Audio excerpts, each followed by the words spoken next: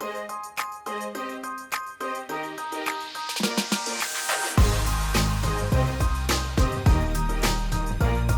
me, connection is a way leading us to different possibilities.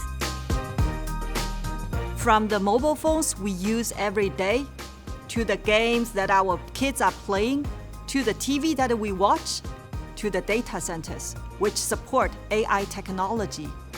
When we look at all the connected world, all the devices we are using, they actually face very similar challenge. The heat inside of these devices builds up, and that long run, it impacts its performance. We can feel it. The device become hot, speed slow down. What I see is Dow plays a crucial role in the devices we use in our daily life. Our solution is thermal management and cooling technology. It dissipates heat much quicker than traditional cooling solutions. Dow's solution reduces the energy needed when it's operating. It also cuts CO2 emission and minimizes the water usage compared with conventional cooling systems. I'm originally from Shanghai, China, so I particularly cherish the time that I can connect with my parents, my close friends. They are still in Shanghai. My daughter also, she really misses her grandparents. We use quite a lot our mobile phone, our tablet, have a video call. I feel lucky. We don't feel the distance. We feel always connected here. We are redefining the boundary of what's possible. It's about innovation.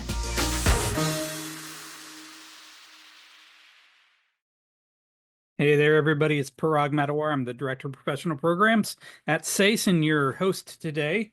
Thank you so much for joining us as we get settled into this second webinar of our series this year. Thank you so much for joining us. We've got 148 people. That's and rising. So wonderful. Happy that you could take some time off today to listen into the program. We've got a wonderful session here planned for you today. But for those of you who are new to this program, figured I'll give you a little bit of intro. It also allowed some people who are just getting out of their last meetings to join. So SACE, Society of Asian Scientists and Engineers, what we focus on the professional side is this Asian leadership gap. Statistics show we are 50% less likely to be promoted to middle management, which creates a big gap between our entry-level representation and mid-management representation, let alone executive level. We can't get to executive level if you don't get middle management first. The reason, as we see it, is fourfold, and these are the four common factors, and I've got an entire different presentation on these. Lack of political and organizational savvy, a cultural deference to authority, ineffective communication and influencing skills, and finally, an aversion to risk-taking. To tackle these, we see some key barriers. One is our own community often doesn't even know about the gap, and in some cases, we're in pretty deep denial about it as well, myself included, as I was growing up in the workplace. Number two is what to do about it. How do you train with leadership content? We found that it's very necessary to have cultural context applied in addition to the content. No difference in content. The difference is the context. And then reality is Asian development is often low priorities for companies. So we partner with well over 100 Asian ERGs across the country now, somewhere close to 300 Asian ERG leaders to put together programs like this webinar series for you, for the community. So this webinar series is a free series. Happens once a month, basically, the second Tuesday or Thursday of the month, most often. Features conversations with our training partners, and the recordings will be posted on the website, the same website you use to log in, to register, and you can stay informed either by watching the website or following us on LinkedIn. So this webinar, logistics, brief presentation. The rest of the session will have a brief presentation, 15-20 minutes with Sarita, our trainer, moderated Q&A with me at absolutely put questions as you have them into the chat, and I will pick and choose from them. In some cases, may choose to interrupt our trainer, depending on pertinence at the moment. So, and then lastly, we'll end. We'll end at the bottom of the hour, I guess it would be technically, and go from there. And we'll let you know about what's coming up next at SACE. So this webinar with Sarita Vasa. Sarita, I know Sarita through a shared colleague, Jim Lee. Many of you may know Jim. He's been a training partner of ours for years, and he told me, "Hey, you've got to talk with Sarita." So we had a few conversations, put this thing together, and really pleased to have her join us. So let me turn it over to her. I'll stop sharing and let her take it over. So Sarita. Oh, we're over 200 now. Look at that. I Amazing. wasted enough time to get us over 200. You know how to do that so well, Parag. I love it. I'm a good time waster. I put that on my resume. As we all are. So welcome, folks. So good to be with you. Looking forward to getting this started. So let's go ahead and dive right in. And the topic that I want to get into with all of you is this question that I am constantly pondering. So this question around what's powering your engine.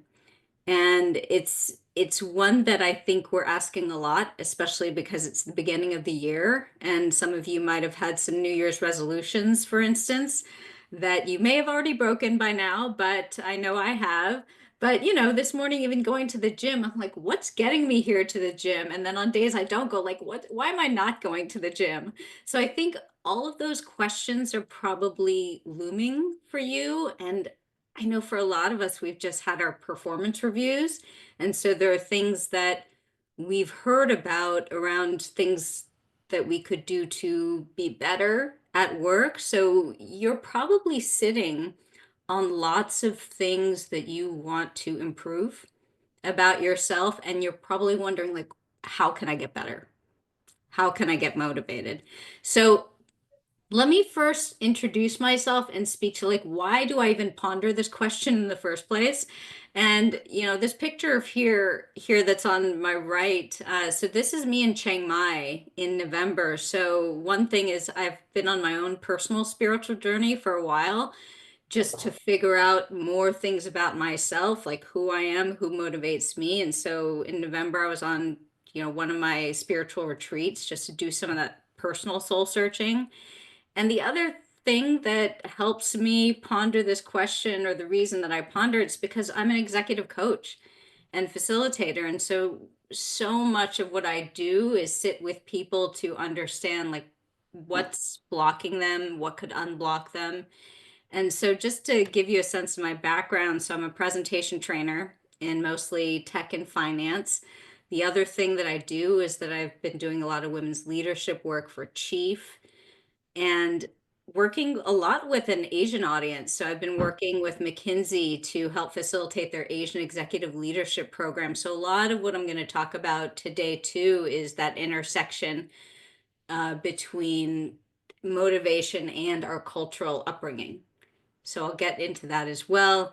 I've also been a team development facilitator at UC Berkeley Haas, so really fun working with students.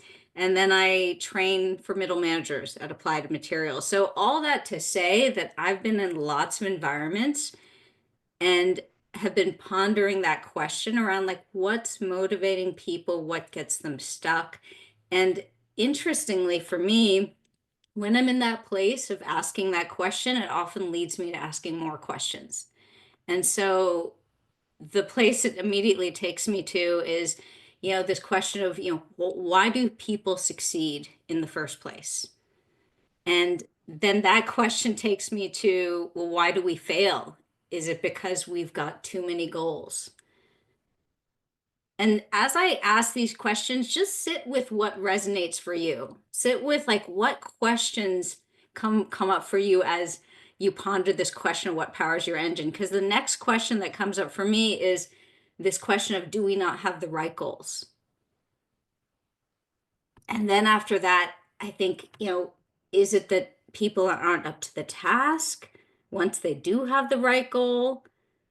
Then there's the question of, okay, how can success be replicated and failure avoided? Is there a pattern that we could follow around that? And then I have this question around culture and how does that play a role? I know anytime I do an intake with a coaching client, I always have that question of, what's their background? What's influencing what's happening for them? And then finally, the last question that's often the most fun to play with is just, is there a type that's most successful?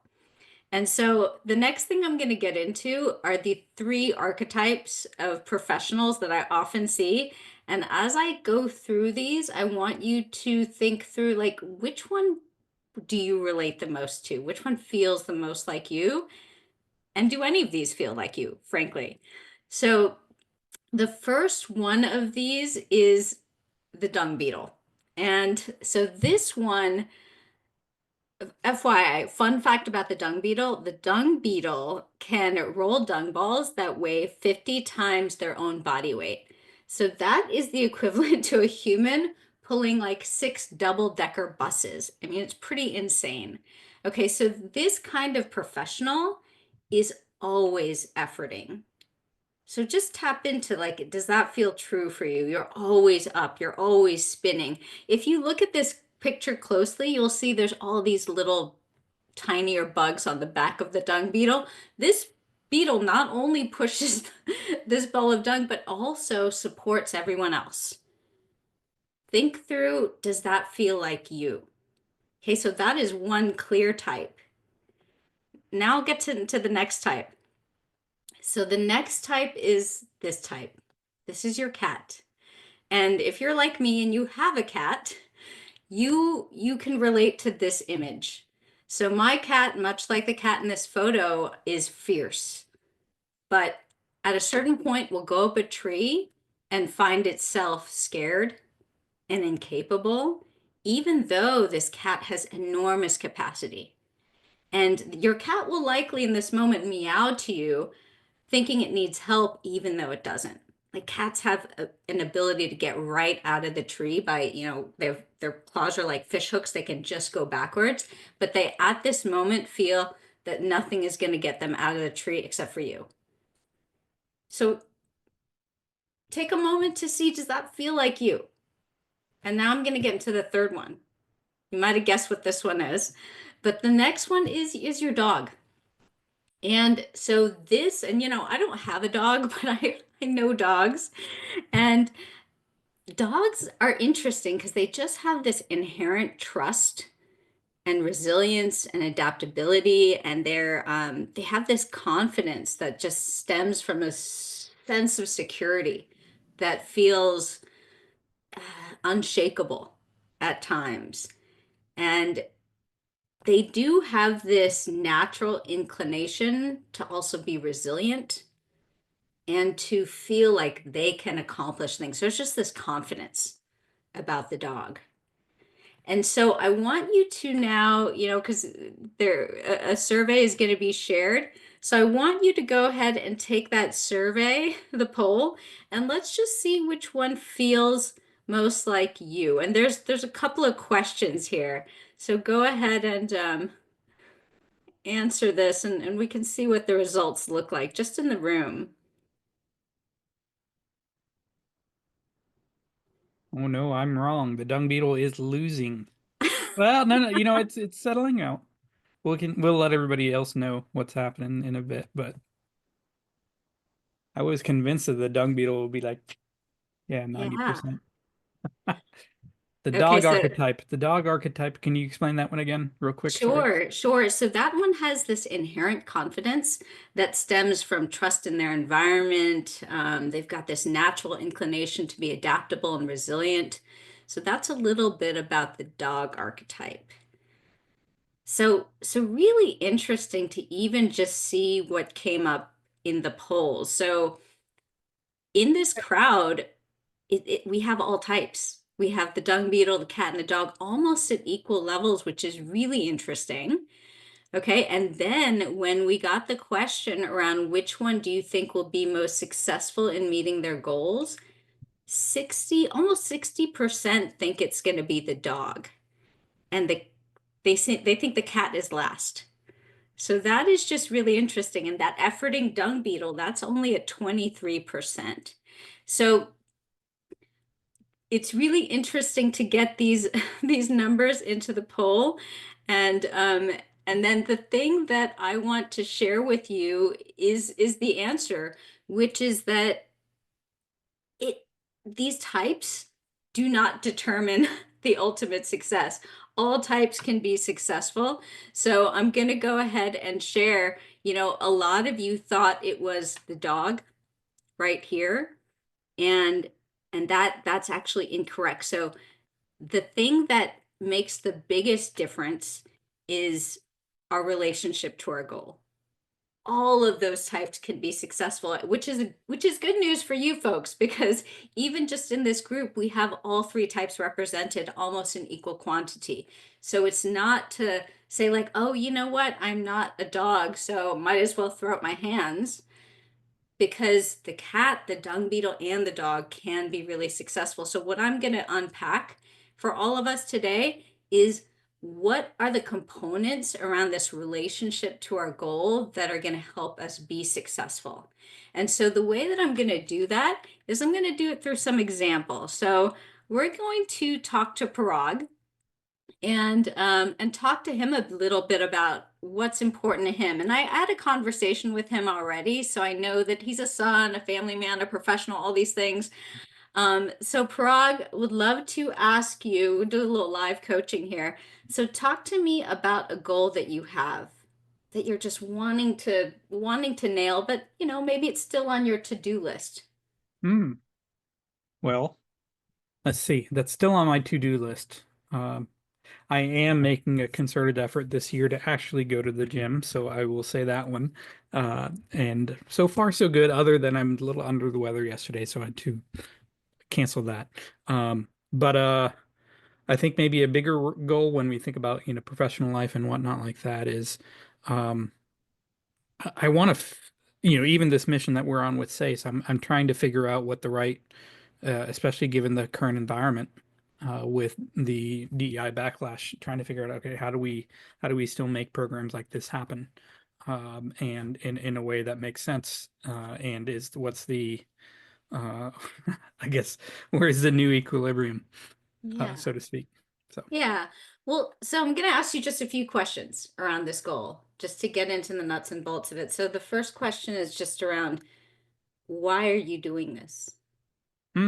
Great question.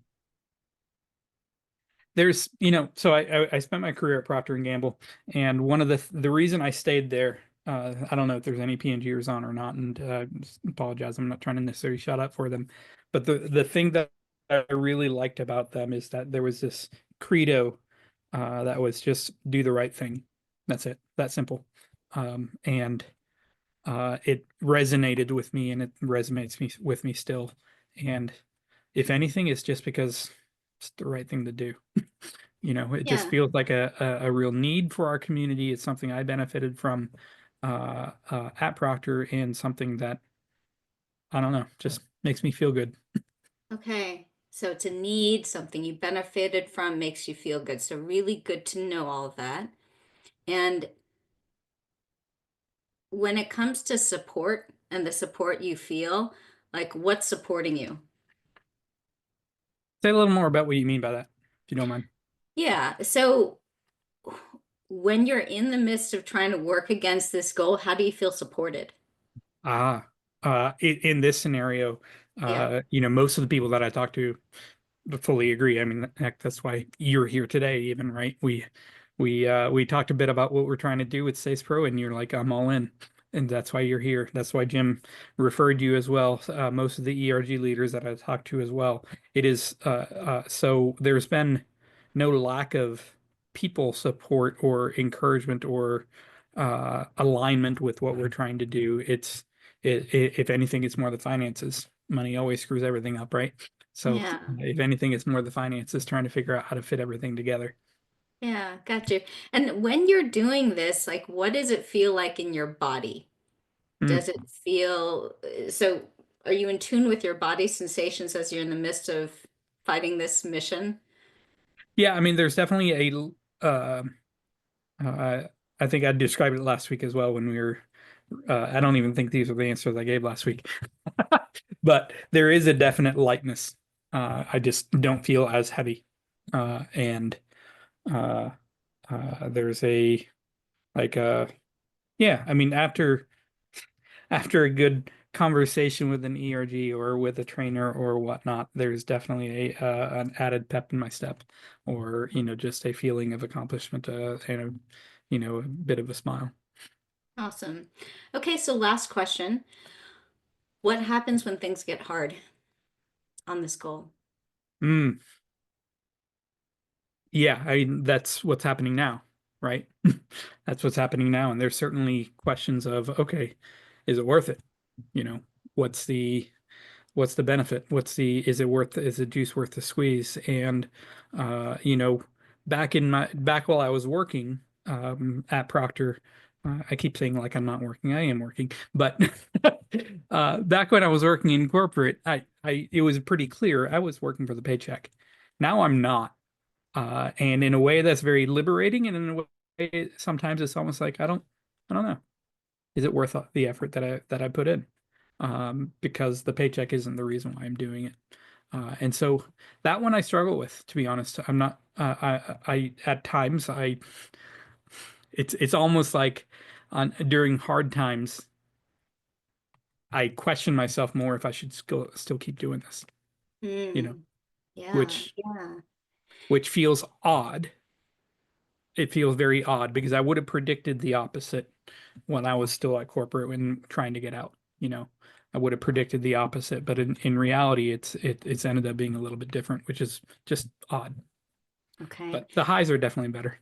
Yeah, no, and thank you, Parag, for just indulging me with this conversation because it's going to help us go through your goal through and using this framework that I'm about to share with the others here. So, Parag named a really relevant goal for himself, and so I'm going to go through the three different pieces of the relationship we have to our goal and use some of Parag's example just to help bring it home for us.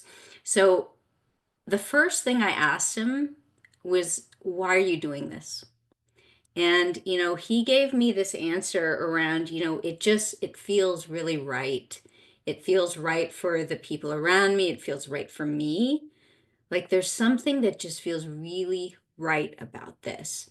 And that's a tricky one because I think for a lot of us, especially as Asian leaders, the whole thing around like what's right can come from external influences. So there's this whole difference between what's called an extrinsic motivator that comes from outside versus an intrinsic motivator that comes from within. And so, as Asians, we kind of know this, like anyone who was made to play piano or like made to get good grades, a lot of those motivators, even though we met those goals, those were extrinsic motivators. And so, in order for us to build power for that, we might have felt like the dung beetle. We might have just felt like we're pushing, but there is no actual motivation coming from within, which means we're efforting harder. And energy is finite in some ways. So if you're efforting that hard, at a certain point, you're going to burn out. However, if you've got a goal that's more intrinsic in nature and you actually feel an internal drive, and Prog mentioned some of this where he said, it feels right. It feels right for me. And so a lot of us, we do these things because they're interesting, they're enjoyable, and they might in some way end our own suffering.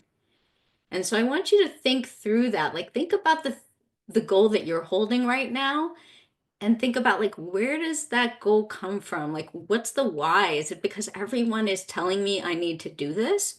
Or is there some sort of internal engine that's making me want change and making me want to contribute to the world? And so the example that I'll give you from my own life is, and this is sort of a sad story. My mother her health has been in the balance for some time. She's in a good place now, but in November of last year, my dad asked me to pretty much stop my entire life and go to their place for 10 days in Southern California. I live in the Bay Area And, I've got my own family, and here I am taking care of my mother, not knowing even what to do. And I really just felt like it was the intrinsic motivator, and I was just exhausted, deeply, deeply exhausted, because I didn't know what to do. I wasn't doing it for anything but an extrinsic reward. I wanted to be seen as the good daughter. And ultimately, that I could just feel my engine had no steam.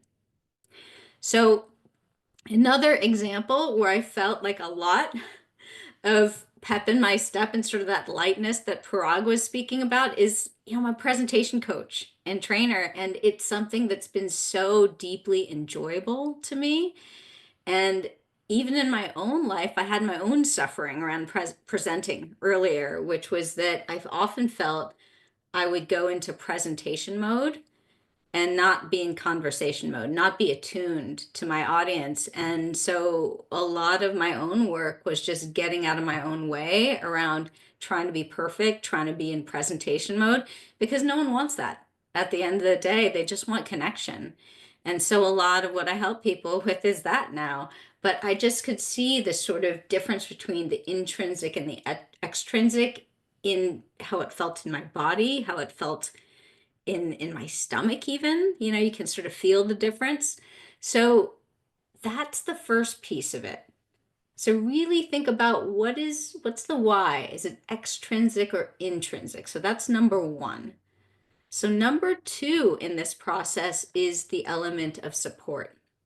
So I also asked Parag this question around, what's there to support you around this? And his answer was very much attuned to like all these people who hear about the mission and like, yes, I'm on board. And so there's something about being met with that kind of supportive enthusiasm that can be really supportive. So sometimes it's that, like this being seen, being met.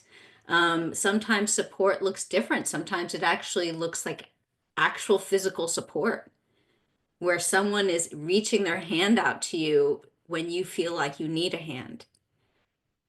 It could also look even different from that. Another form of support that you might feel is just a support within you. Think about those times where someone at your workplace gives you a goal and you're like, that's easy. No problem. I can do that. You feel it's some sort of deep support. So lots of places to seek out support, but that's a really important component. Do you actually have that coming from somewhere? And what does it look like? And then the last question here that I asked Parag was this question around mindset. And I said, what happens when things get hard? And just notice this was a place where he paused a bit.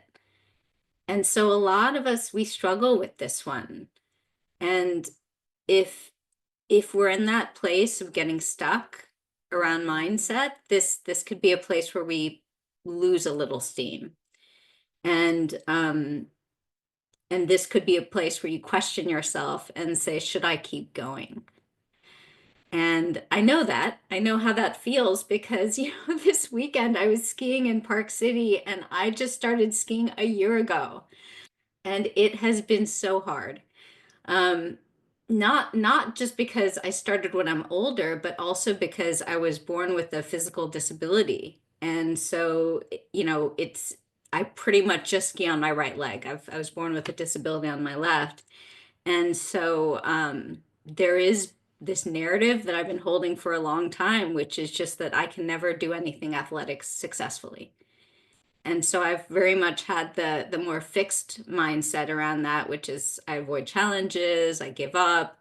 And so even just being there all weekend with like my pro family who's doing like black diamonds and so forth, and me just doing like my blues and greens, I'm starting to step into this place of challenge and growth, but it's been hard. So these are the questions that you would ask yourself. And then when you do all of that collectively and you really sit with the why and the support and the mindset, ultimately it's those things that'll lead to your success and really power your engine. Because the reality is that you might get outcomes for goals all the time. You might be one of those people, who's the dung beetle, who's just like, I will just work harder and harder and harder. But then you have to look at, like, what is success? Is success just meeting the goal, or is success both meeting the goal and feeling really energized about it? And I think it's the latter. So I really want you to take all of this in when you think about meeting your goals, because you really want power to come from each one of these three components of your relationship to the goal. And I do like to give people just questions that they can work with, because part of what I do is, like, I like to just work myself out of a job as a coach. Like, everyone should be able to support themselves. So I want you to be able to ask yourself these questions, like, what is your why? What does your support look like? What's your mindset? And am I getting power from each one of those, or am I draining my battery on one of those? And if I am, what can I do to coach myself in a different direction? So thank you for listening to all of that. And with that, I'll go ahead and allow, Parag to ask some questions. Yeah, we do have a question from the audience on the extrinsic intrinsic slide. Um, can you give an example of what inherent suffering might be? Sure. So I think one example of inherent suffering, and you see this in organizations all the time. It's like when someone builds a nonprofit, like a health focused nonprofit, for instance, you see this a lot where someone talks about, like, okay, I have this cancer story, and because of that, I've created this organization. Hmm, So there's a way in which they've suffered, and now they're trying to put something into the world that's going to shift their inherent suffering. gotcha. Okay, super helpful. What have you seen from your coaching process, practice and whatnot about, what have you seen from, I presume a good number of your clientele are Asian heritage. Have you seen certain trends around this challenge that you're talking about that could be worth talking about a bit more? Sure. So I think, the issues for an Asian audience, oftentimes people will come forward with goals that are very much extrinsic in nature. So Mm, all of the time I hear the question, or I hear the the desire from people who are of Asian descent saying, like, I want to get promoted. Like, okay, great. You want to get promoted. Why do you want to get promoted?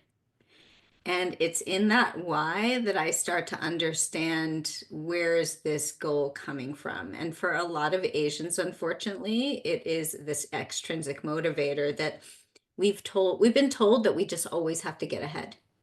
yeah. Where do you think, what's your feeling on where that comes from? My dad, no, I'm kidding. I think all of our dads and moms, right? No, definitely my mom. Yeah. My dad in on the opposite, he was polar opposite. He was like a free spirit. He was the doctor, but he was the free spirit. But my mom, even now, yeah, very like. Yeah, yeah. So I mean, usually one parent at least holds that torch. So between you and me together, we had a full set who held that There we torch. go. There we go. And I think that can be hard because we love our parents and we know how hard they worked Yeah. to get here, and we want to do good by them. We want to make them proud. So I think it's a very convenient trap for an Asian to just fall into the, like, okay, it's an extrinsic motivator, but it's my goal. And Yeah. so what I try to get to with people when I learn that is, like, is there some intrinsic reason for them to want to get promoted?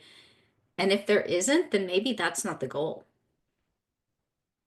How have you found to help them get out of that?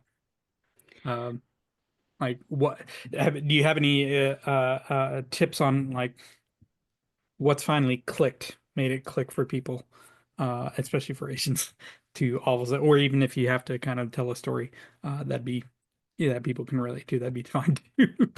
Yeah, yeah. Well, I coached a woman last week, and she's in an interesting place because she got all this 360 feedback, and is getting feedback on how she's performing. And, what I asked her, because I know it's important for her to do well for all these other people, is I wanted to tap into like what was important for her and where does her suffering come from. And once we tapped into that, I started to realize there were elements of what she suffered with, not just at work, but at home too, that she herself wanted to get better at. Mm. And then I said, okay, these things that you want to get better at, that is a subset of what everyone else is wanting. So let's just focus on the Venn diagram that meets what you want to get better at and what they're wanting. Yeah. Yeah. I know when I was growing up again in corporate America, and I had for the longest time stopped the class of everything, just like many Asians are, right? And then I got to PNG, and all of a sudden I wasn't the top anymore. And I was technically, but not not from a managerial standpoint, and it caused me to go into a bit of a funk because my peers were getting promoted faster than me. So, I ended up taking the leave of absence to go travel, to go find myself and all that stuff, which doesn't work. Uh, I did actually go to Chiang Mai in that trip. It was gorgeous then too. But it kind of got me to this thing of just having to realize, uh just having to realize, what truly was success, and why was it that I was trying to get why was it that I was trying to, get promoted and get promoted and get promoted. And honestly, I didn't figure it out that one. It took me a while, but I started heading down that path of, hey, it's okay not to be perfect. It's okay not to be whatnot. But it was so deeply ingrained in us because, heck, all of us have stories about getting a 95 on a test and getting asked, why not 100, right? This just need for perfection. And as you mentioned, just not wanting to let your parents down because they sacrificed so much to get here, leaving their families and everything. So, um, it's a really hard one. And for me, uh, I don't have kids that depend on me, right? And I think for a lot of people that also ends up being their key motivator after a while as well. And so this notion of what is success still honestly feels elusive. Still feels a little Yeah, bit. yeah. But I mean, the reality is like, I have kids also, and do I want them to see this behavior pattern of me climbing and climbing because I see a next rung on the ladder? Or Yeah, do I want them to see me doing that because something is pushing me towards that next rung instead of just, oh, there's the next rung, I gotta climb it. right, right, exactly that. So, what have been the pivot points in your life, maybe, if I can pick on you for a little bit? Yeah. Yeah, well, it's been interesting. So there was a point in my life where I thought with this presentation coaching business and all the businesses that I'm a part of, I thought I had to do more. I was like, oh, I need to build my own business instead of just working for all these other groups. And I think part of that for me was ego, about that was the next rung. And then when I tapped into what was important for me, I thought, I love working on teams. I love working with all these different groups, and I don't want to have to do all the business development. I actually love just providing the services. And so once I started tapping into like what was powering my own engine, that helped me make the decision around what do I do. Mm, yeah. That makes a lot of sense. Thank you for that. And let me take some questions from the audience because they are coming in. Um, Actually, the second one we already answered. How does someone with an Asian upbringing with more focus on extrinsic, how do they shift to intrinsic? So we did talk about that quite a bit. Have you or know someone, have you or someone has a growth mindset but doesn't have the proper tools to learn in their career in their career field in the company. Personal example, in my sense, I'm open to learn and feeling, but I feel like managers are cautious on taking on people with limited skill experience, but they're open to learn. Yeah, so, if you have this really great growth mindset and you're noticing people aren't supporting you in your growth, they're therein lies an issue. Because notice that one of the key components of what powers your engine is support. Hmm. And so, just imagine like three batteries, right? You've got your why up to like a 5 out of 5. You've got your growth mindset 5 out of 5. Your support looks like a 1. Hmm. Yeah. So clearly in this situation, you're not getting the support you need, and you're probably feeling the deflation in that. You can feel this deflation in that person maybe doesn't believe in me. And that might even affect, do I believe in myself? Right. So that's where you want to work. You want to work on garnering more support and figuring out like what's the roadblock around support. Great advice. Great advice. Um, how do you free yourself or unburden yourself of other people's, especially our parents, or the general extrinsic expectations? So it's a hard one. It's really hard as an Asian person to unburden yourself from this stuff because we've been behaviorally in this for a very, very long time. And so I'm not going to say that it's easy because it's not. But what I will say is that the more you start to just zoom out and look at things like through these lenses and think, like, why am I doing this? Who is it for? And you start asking yourself that question, and the more you the more you get the answer as I'm doing it for my parents, that alone, that alone will start to alert you that you're not even living your own life. Yeah. I I think that's a really good point. The uh, uh, sometimes it's even just the awareness, right? Of even that's what's happening. As you know, Jim's been pretty active in the chat. As he would say, it's the core process. Again, he's gonna have a perma smile right now. His core process, which is call it, own it, are the first two.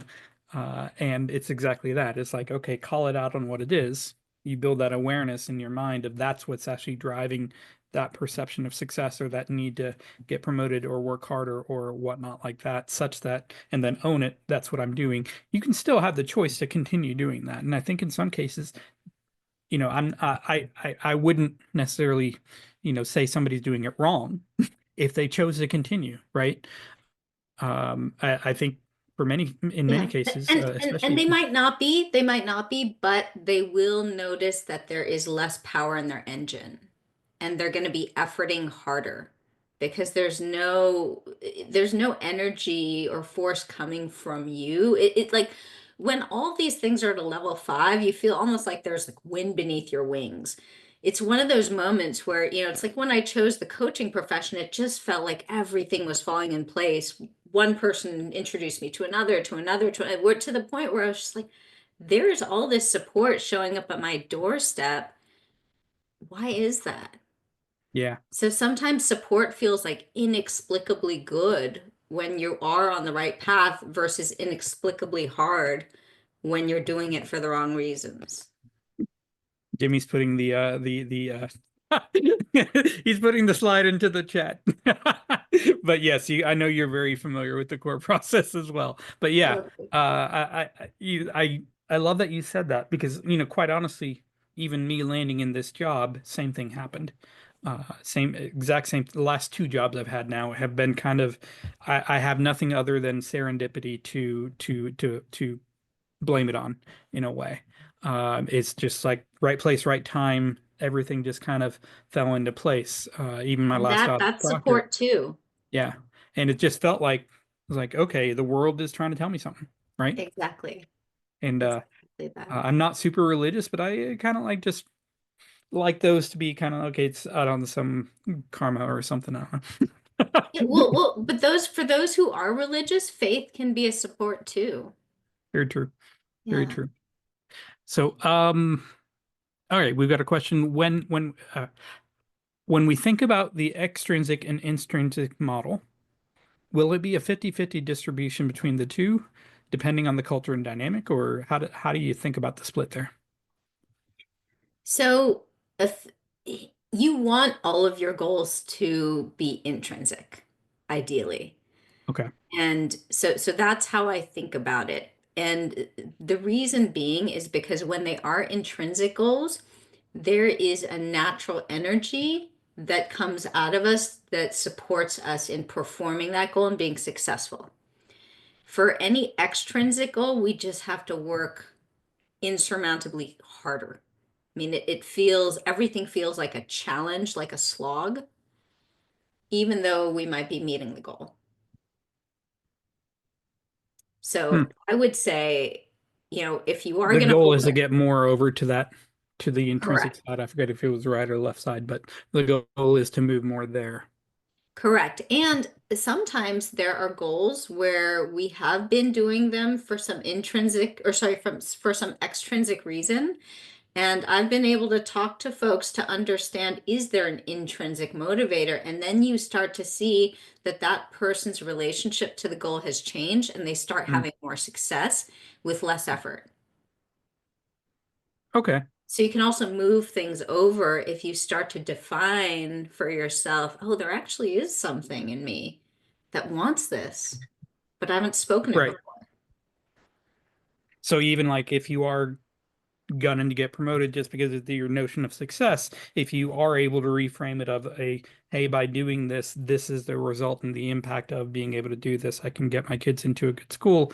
We can maintain, maintain our lifestyle. We can take care of our parents back home. We can whatever like that versus just exclusively thinking about it on the title, perhaps. Yeah, and a good example of that is, so one person who I did some work with, so she like a lot of people just thought, okay, and she was Asian, by the way, I want to get promoted. And so in the asking why, it was all the extrinsic stuff that came out first in terms of the money and the ego and the reputation, which her parents wanted, not really her. And then as we dug deeper, I started to understand that she really loved her team. She loved elevating people on her team. And we got to talking about like what's the best way to make that happen. And it was getting promoted. And then once she started to realize like that's why she was in it and not for the ego or the reputation or any of those things, then she just like I could see her change in her body. Yeah. I could feel her differently. Yeah. No, I can picture that as you're describing it. So thank you for that. Thank you for that example. We've got a question. How do you overcome the feeling of selfishness when you think about intrinsic goals? Yeah, and I think that's a good question because I think as Asians, we struggle with ever being selfish. And so it's so funny that that even came up because it's something that we think as Asians we always have to be generous, like always do something for others, never do something for ourselves. And an intrinsic motivator, it's the way that I think about it is like the more you show up of yourself in the world and you do what you're meant to do, that's actually the moment that you're giving the most to everybody else. And I know that to be true. Just I've felt it in myself. I've seen that in other people. And so it might feel selfish initially, but that's like the ultimate generosity. I think this is related to this other question, so my apologies. I'm trying to screen and pay attention at the same Yeah. time. This is your brain can't do two things at once, right? We just think we're Of good at course. multitasking, we're really not. We're not. For me, sometimes I feel what drives me is my ego to appear smart, powerful, or successful, which makes it hard to distinguish whether the motivation is intrinsic or extrinsic. Do you have any recommendations on developing the intrinsic drive while setting ego aside? I think that is very related to the previous one. If it's the same answer, just say so. If you have any other thoughts around it, though. Yeah, yeah. So, the ego part is really hard. And that's just another structure that I think the best thing to do is just notice when the ego comes up and allow it to be there. And you can actually start to feel like what does it feel like when I'm in the ego? And it might just be like, you know what, when I'm in the ego, I feel like a dung beetle. I just want to like charge through, get things done, be successful, hold everyone up. So it might be that you show up in a certain way that you can actually associate with your ego. And Mm. then there might be another way that you show up when you're doing something you love. And that feels really intrinsic. So I would say just pay really close attention to which one is showing up, because if you can recognize what's present and who's present, then that's half the battle. Yeah. So we talked a lot about so we had the three, right? The why, the support, and then Mindset. the mindset, right? The growth versus static mindset. And I feel like we've talked an awful lot in the same area. What areas are we missing here that we really ought to delve into a little bit more?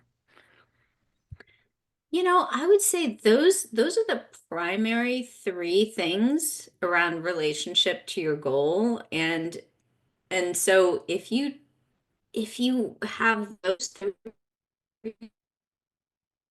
power towards meeting that goal, and there could be other things that come up that supports you as well. And I would say just pay attention to those, but just working with all the clients that I've worked with, I've just seen like, oh, those are the three big ones. Now, my apologies. I meant, from our questions, I feel like we've had a lot of very similar questions coming from me and from the audience. Are there other things that you're like, hey, Parag, you really should be asking me this? So, Oh, got you. I'd really like to get into this. Can we steer it into this direction? So, Got you. Well, I think a lot of people at this point have this question around, okay, great, I understand all this information, and how do I start to move forward? And mm, so one thing that I would ask people to do is name your top three goals and just go through this analysis with each one. Go through the analysis for the why, go through the analysis for the support. And in that support, like also ask that question around like, how does this feel in my body? Because I think a lot of us as Asians, we're so here in our heads and we're not actually focusing on what's happening in our bodies. And our bodies are a repository of information. So how does it feel for me? And then to ask yourself the mindset question and do that for each one of these, because then you'll start to see where you have power and where you don't. And you might want to take things off your goal list. You might want to shift the goalpost, or you might want to start to unpack the goal to actually see, can you actually shift it from this extrinsic to intrinsic? question. I heard we should not follow our passion, which I believe is intrinsic. Is that right? And follow something that we have a skill in, because passion doesn't always line up with skill, right? However, most people go into their job without skills or go to school without interest, except for our parents' request. How do we square that with having intrinsic goals first and not paying attention to the extrinsic goals? Yeah, so I want to go to the first part of that, Yeah. which was just this element of do I angle more towards what I have a skill in, or do I angle more towards where I have a passion in? You want something where you have skill and passion. Yeah. And it's really when those two things align that you're going to be more successful in an intrinsic way, because passion is intrinsic. And so I'm also curious about the whole like, should I not should I not have passion? And where did we learn that from? Yeah. Yeah, that's a good point because there is definitely I mean, there's 49 countries within Asia, right? So it's hard to say all Asians, but there certainly are certain country cultures within our community that are instructed to not demonstrate passion, right? I think South Asians, we don't have that as much. If anything, maybe we have the opposite. Our TV dramas kind of explain how we should be behaving. But yeah, there is this aspect of not showing passion is the way we should be behaving in public, right? Yeah, and the other word that I would use is purpose. because purpose is something that might look more muted, but also is a really deep intrinsic motivator. So I made that reference to someone who might start a foundation for cancer, who has struggled with cancer themselves. That is a deep intrinsic motivator. Gotcha. Yes. Yes. So the Ikigai model, right, has, I'm presuming you're familiar with that as well. It talks about quite a few of these, like what are you good at? What do you care about? What are you passionate about, right? Where do you have skills? What does the world need, and what can actually pay the bills, right? I think it's those four. Is that right? And there's a Exactly. difference between like vocation, hobby, whatnot like that. So it feels like it's very similar to that in that notion of trying to figure out where all these things match up. Yeah, so the Ikigai model is really great in helping you figure out, like, with your Venn diagram, where might you focus? And then this model that I've shared with you today can really help you tap into, like, how does it feel energetically? Even though those things align, there might be an energetic difference between one thing versus another, and why. Okay. I had not thought of it that way. I probably should have asked you that question earlier because I want to delve into that, but we're actually at time, so I've got to call it. So, hey, for the 206 folks who are on, thank you so much for joining us. That's a pretty high percentage. That's wonderful. We love these series. You guys always seem to stick around, which is fantastic. But I think my screen is showing. We've got a quick poll for you. So Jessica just pulled it up. 3 quick questions. Please answer all 3. This lets us know how we're doing. You can go to our website. Actually, I need to change this. It's webinars with an S. We're trying to fix that. But go to our website and you can sign up for the next 2 as well. So we've got Crystal Than coming up on March 11th, masking the integrating professionalism and authenticity. And then in April, we have Dr. Lydom coming, and she just published a book, and so we're going to have another book giveaway for this one. So about 25 of you got a book from last time with Yui Zhao, and so we're always pleased to be able to provide that. But our first big program of the year is the Women's Leadership Conference, and so you can go to wlc.saseconnect.org. Jessica will toss that into the chat for you. You can register today. We've got a fantastic program set up with 5 different trainers, 7 workshops, 3 executive panels, focus circles, keynotes, you name it, all for the pretty low price, very low price, honestly, for this of $175. You can purchase directly on the website. All the sessions will be recorded so that you can view them afterwards. And last year we had about 300 people. We'd love to have more than that this year. So with that, you can just follow us on the web. You can follow us on LinkedIn. You can reach out to us if your ERG is not connected with us, or reach out to us if you just want to get on our mailing list. And with that, that's it. Thank you so much, Sarita. Really appreciate your time. Thank you. Yeah, everyone, we will see you next month. Thank you so much.